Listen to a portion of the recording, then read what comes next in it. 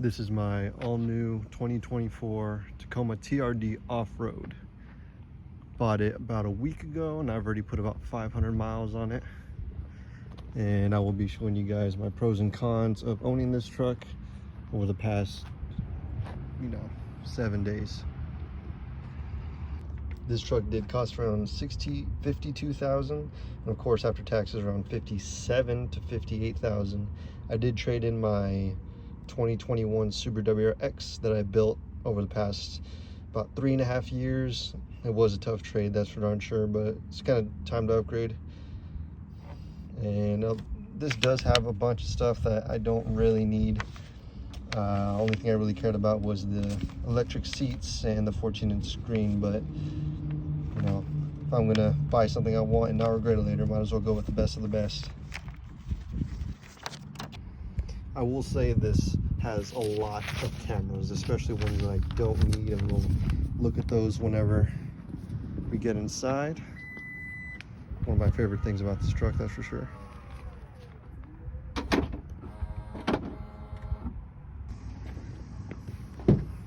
Get to the truck, show you guys the inside.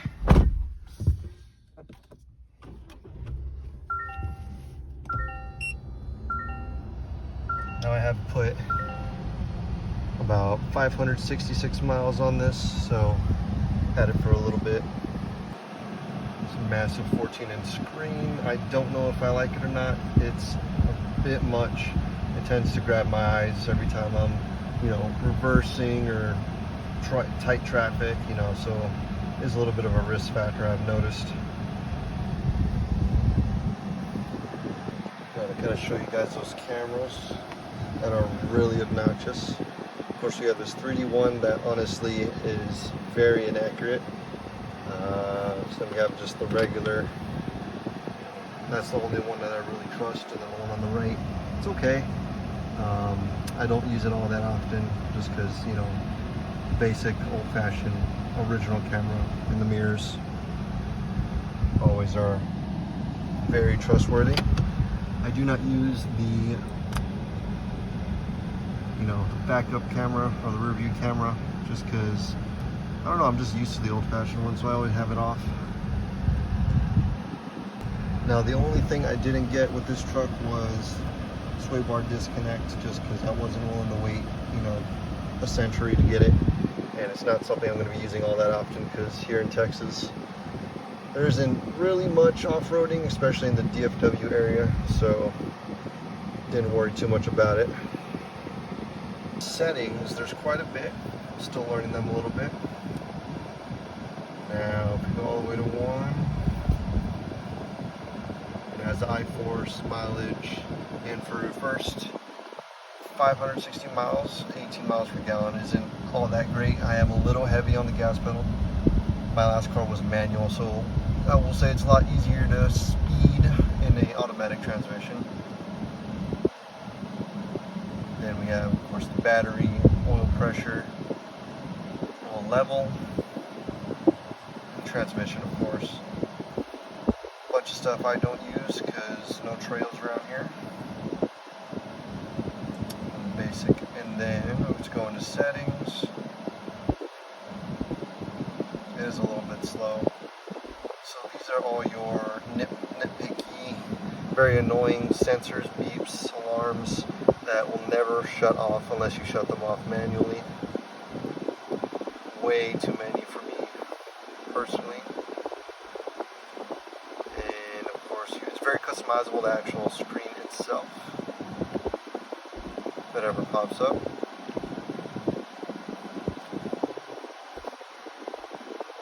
There we go. You do units, meter type, meter style, your fuel economy, a bunch of cool stuff. And my favorite is definitely you can customize the way your meters look. Casual. Smart. Got tough, which is usually what they have it set at when you go to the dealer to buy it.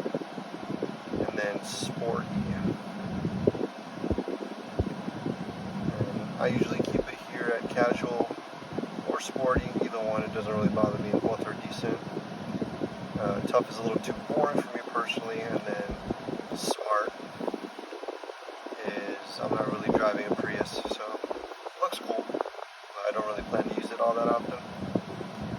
I will say one of the most annoying things about this is the cruise control versions. You got adaptive and regular. Once you turn them on, they're kind of complicated to turn off, other than cancel. Well, cancel doesn't actually cancel it, it more just pauses it in a way. And this one you just adjust your speed, and then in order to cancel it all out, you have to press them a bunch of times until they go away. Obviously that's, not 100% true, but that's just how I was messing with it while I was driving, so I was having to figure it out. Of course, you have the basic call back button for, the meter over there, back and forth, you're okay. You go up and down. Luckily, they put their volume and, Siri or Android here instead of up and down. And then, as well as the radio, back and forth between that CarPlay, and then your sort of radio selector or music selector, depending if you have Spotify or something along like that. I personally use YouTube, but now we have AC, which is always on for me. I don't care if it's winter. I do not like hot seats. It makes you, uncomfortable. And the heating steering wheel, I will probably use that here in the freezing cold temperatures in Texas here, probably January. And of course, very smooth. You have your mode, which just controls that. And then you all know what these are. This just goes up, down. And AC, not AC. You have your normal defrost and then your back window defrost. Move up here. Now we have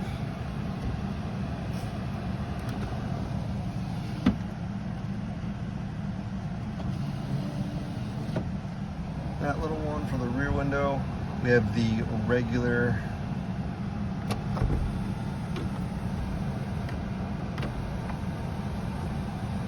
we have the SOS call, we have the light like usual, and then this is just for your air NAM. A sunglass holder. Now, I will say the interior of the new Tacoma is extremely nice, definitely better than my old WRX, which was mostly plastic. You have actual grip here, grip over there. This is nice. I might replace this, I'm not entirely sure yet. I do like the way it looks. And then possibly a carbon fiber steering wheel. I'm not entirely sure. I really like the feeling of this, which is new. I don't really like the feeling of new vehicle steering wheels and basic plastics. Maybe some carbon fiber, but cool JBL speaker that it comes with. All simple on button, Bluetooth. Never really owned anything JBL, not much of a speaker kind of person. Just goes back here, just plugs right in. I usually don't have it plugged in, just so it doesn't burn up in the heat. Now with the premium package, it does automatically come with the leather seats. And they are adjustable, of course. The lumbar support, the back. Nothing too special there. Now some future mods I do plan on are the CBI front bumper with winch. I'm not sure if I want just the basic, plug and play sort of one that comes attached to the actual body itself, or if I want to get their larger version that actually I have to do a Viper cut here on each side. Not sure if it really lowers the value. I was told it doesn't, but may try it for you guys. I do not plan to get an axle dump. I do like the look of the actual black tipped exhaust.